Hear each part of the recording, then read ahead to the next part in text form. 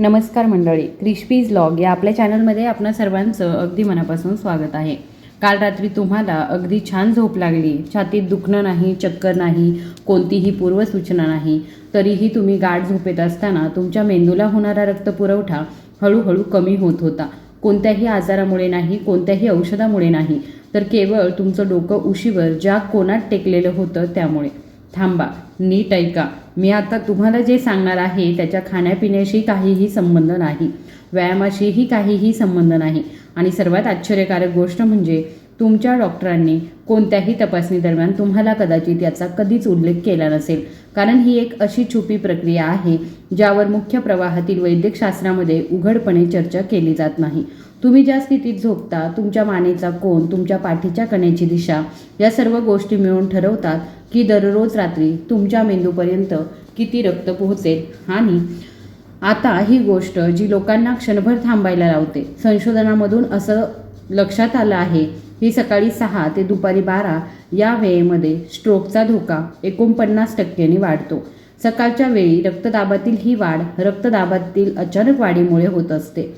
आदल्या दिवशी किंवा आदल्या रात्री तुम्ही कोणत्या स्थितीमध्ये झोपलात आणि तुमच्या शरीराने किती चांगली विश्रांती घेतली, या सर्व गोष्टींवरूनच हे ठरतं की त्या तीव्र ताणाचा सामना करताना तुमची हृदय आणि रक्तवाहिन्यांची प्रणाली किती कमकुवत किंवा मग मजबूत असेल।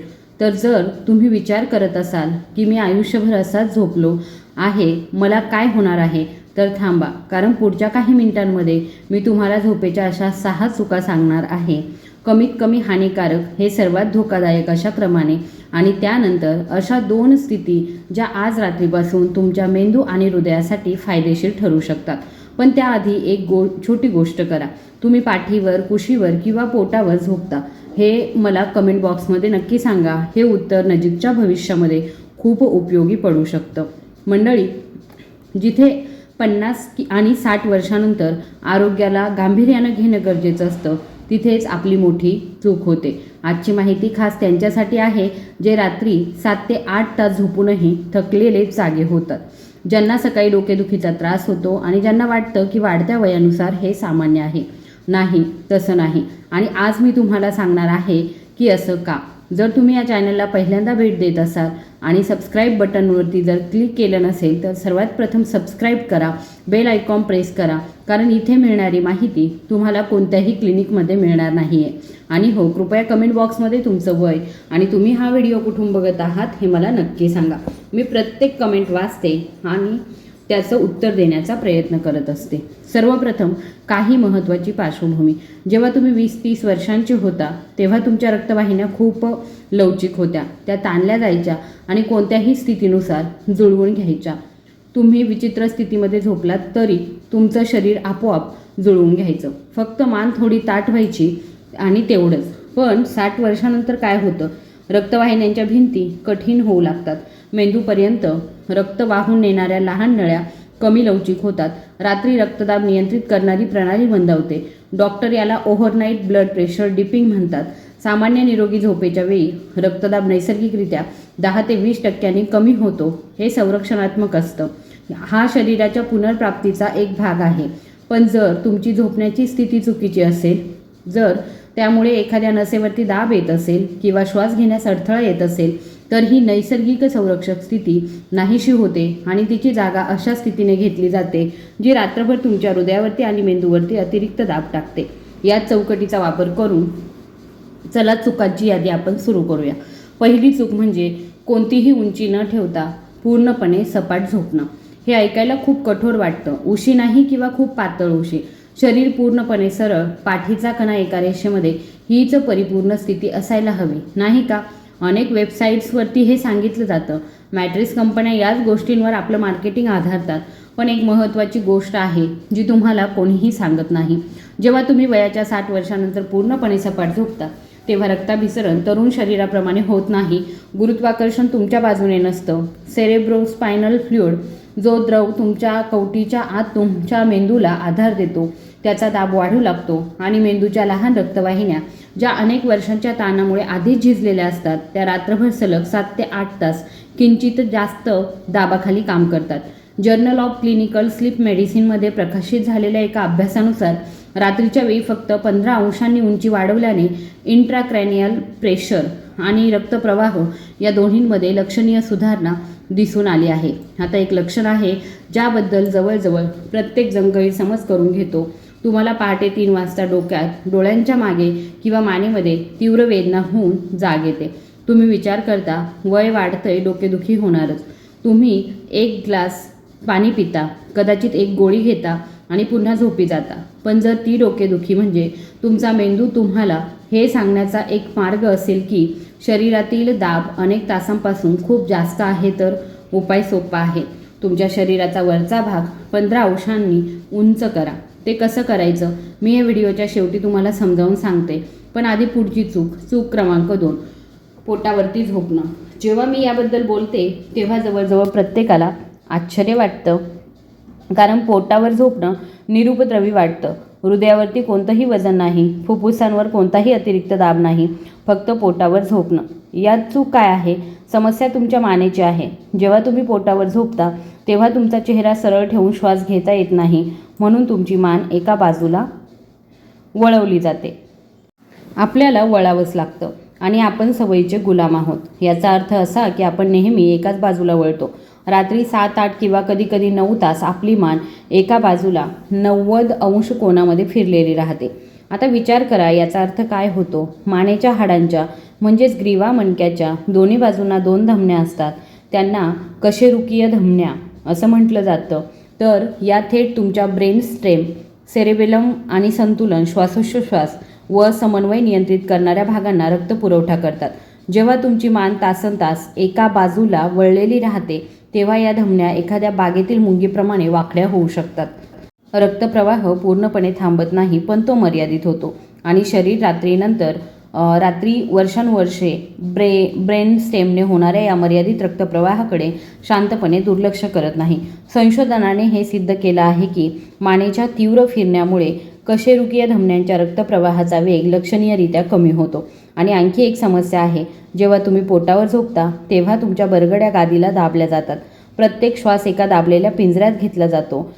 डायफ्राम पूर्णपणे खाली येऊ शकत नाही. तुम्ही जितका खोल श्वास घ्यायला हवा तितका कधीच तुम्ही घेऊ शकत नाही.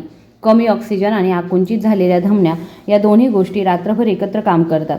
35 वर्षांचं शरीर हे जुळवून घेऊ शकतं, पण किंचित उच्च रक्तदाब असलेल्या 68 वर्षांच्या व्यक्तींसाठी ही एक शांत साचत जाणारी समस्या आहे जी अंधारात वाढत जाते. जर तुम्ही अजूनही व्हिडिओ पाहत असाल आणि व्हिडिओ जर तुम्हाला उपयुक्त वाटत असेल तर कृपया कमेंट्समध्ये व्हिडिओ आवडत आहे असं लिहा. यामुळे मला कळतं की तुम्ही इथे आहात आणि त्याचा फायदासुद्धा घेत आहात. तिसरी चूक जी आहे ती म्हणजे डोक्याखाली खूप जास्त उशा ठेवणं. आता मानेच्या भागावर थोडा वेळ थांबूया, कारण पुढची चूक लोक चांगल्या हेतूने करतात, पण त्यामुळे जवळजवळ तितकंच नुकसान होऊ शकतं. डोक्याखाली 2, 3 कधीकधी 4 उशा ठेवणं लोक हे खऱ्या कारणांसाठी करतात. ॲसिडिटी, नाक चोंदणं, घोरणं आणि थोडी उंची काही गोष्टींमध्ये खरोखरच मदत करते, हे मी अजिबात नाकारत नाही. पण जेव्हा ही उंची गरजेपेक्षा जास्त असते तेव्हा डोकं खूप पुढे ढकललं जातं.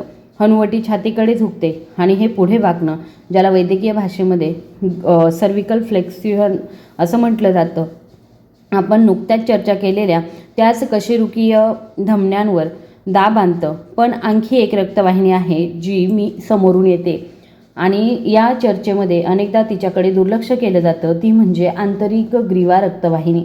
ही रक्तवाहिनी तुमच्या मेंदूचा मुख्य निचरा मार्ग आहे.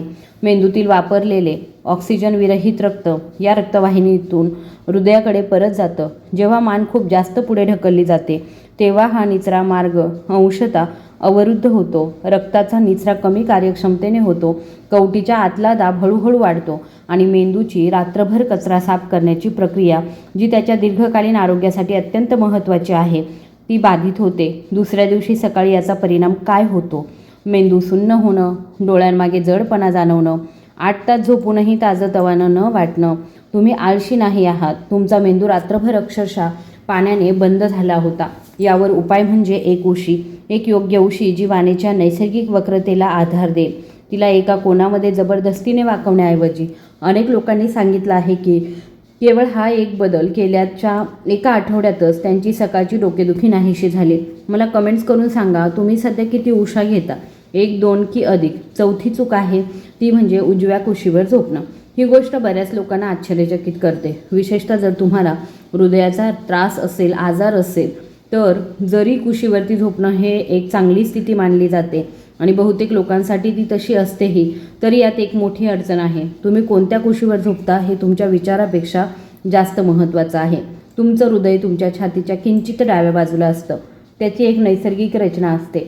जेव्हा तुम्ही उजव्या कुशीवर झोपता तेव्हा गुरुत्वाकर्षणामुळे हृदय त्याचा सर्वोत्तम विश्रांतीच्या स्थितीपासून थोडंसं सरकतं आणि शरीराच्या वजनामुळे धडाच्या उजव्या बाजूवरती दाब येतो.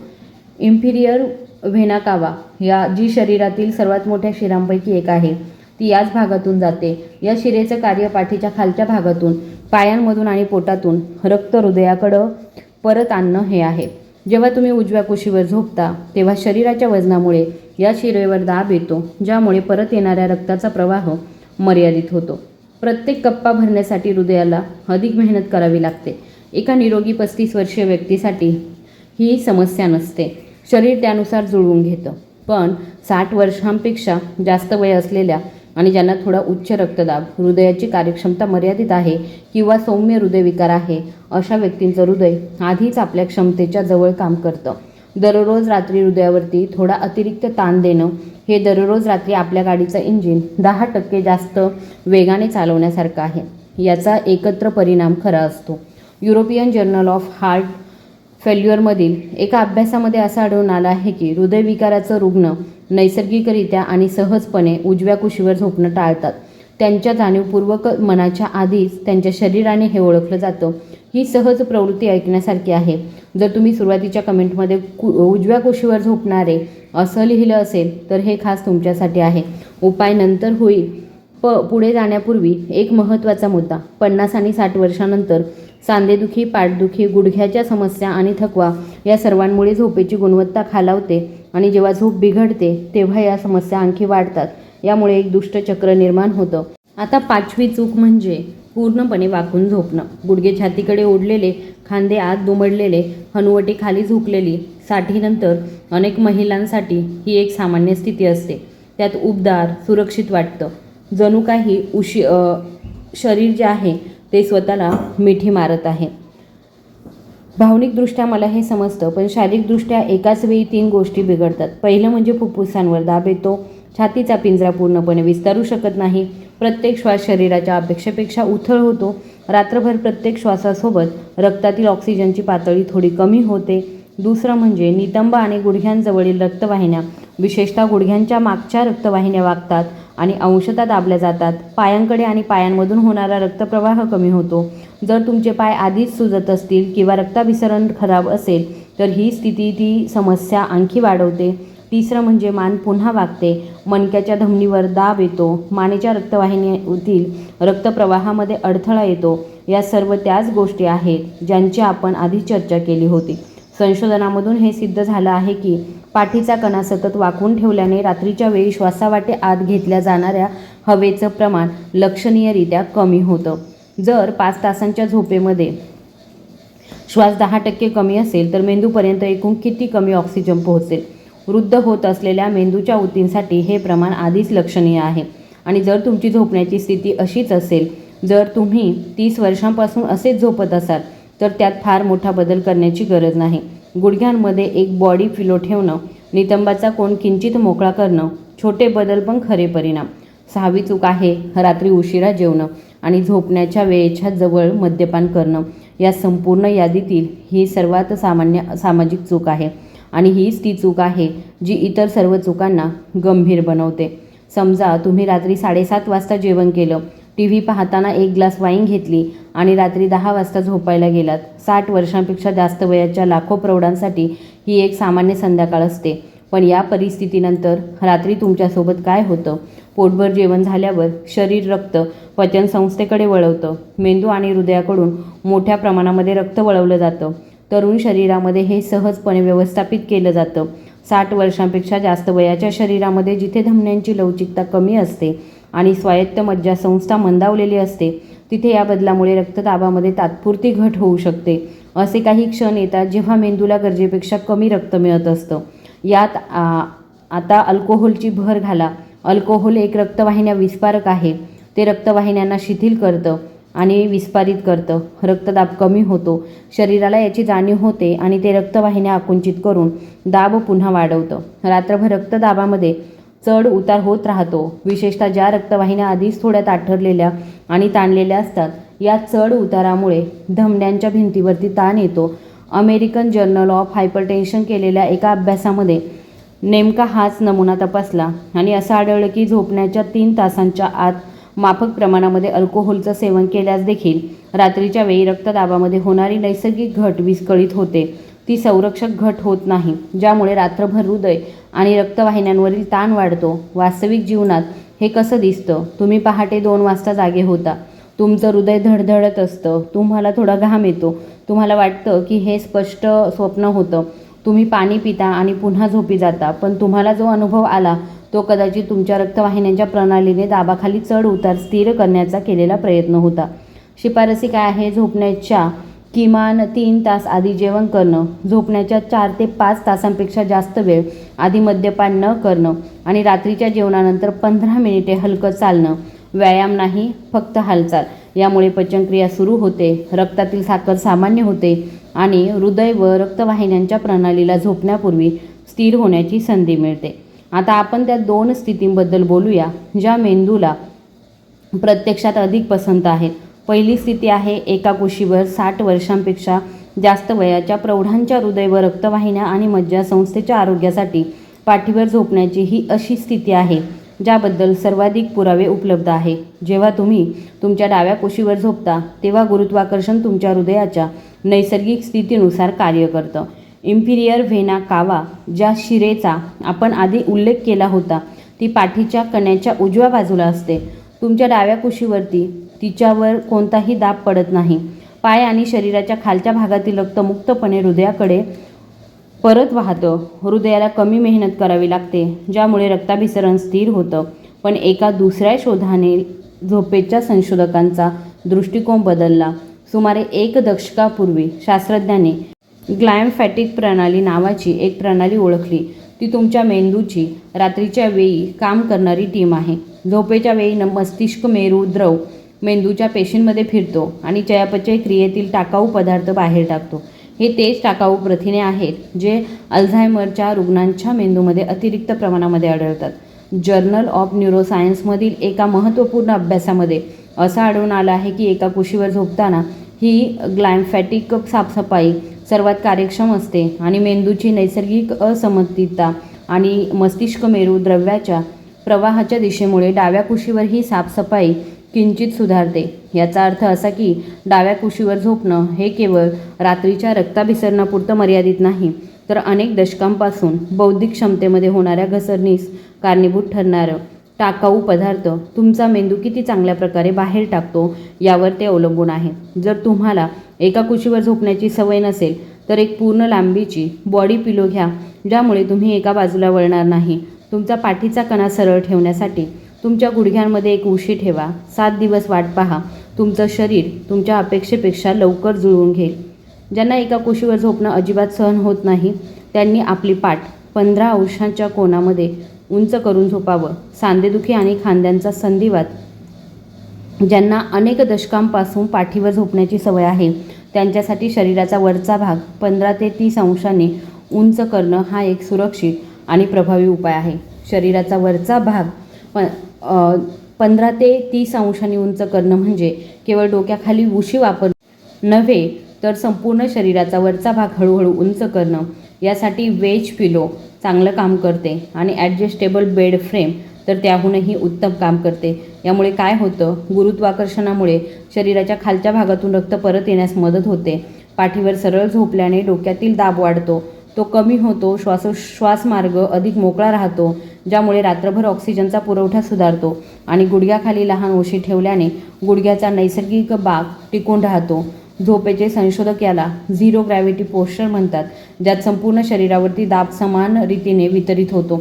जर तुम्हाला सौम्य स्लीप ॲपनिया, सकाळची डोकेदुखी, पायांना सूज किंवा रात्रीसुद्धा उच्च रक्तदाबाचा त्रास असेल तर ही स्थिती विशेषतः उपयुक्त आहे. केवळ स्थितीवरून संपूर्ण चित्र स्पष्ट होत नाही.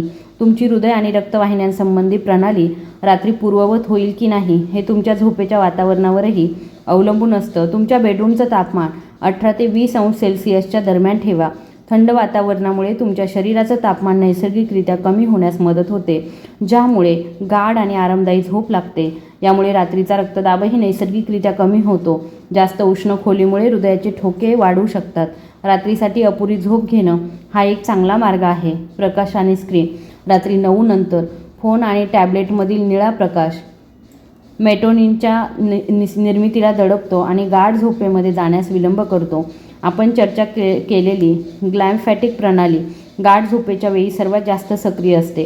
गाढ झोपेतील व्यत्यय शरीरातील टाकाऊ पदार्थ बाहेर टाकण्याची प्रक्रिया थांबवतात. तुमचा फोन खाली ठेवा. काहीतरी वाचण्यासारखं वाचा. जे आवाज तुम्हाला पूर्णपणे जागे करत नाही ते सुद्धा गाढ झोपेच्या वेळी सूक्ष्म जागृती निर्माण करतात. तुमच्या हृदयाचे ठोके वाढतात आणि त्यामुळे कॉर्टिसोल वाढतो. हे जाणीवपूर्वक लक्षात येत नाही, परंतु रक्तवाहिनींच्या प्रणालीला प्रत्येक वेळी याची जाणीव होत असते.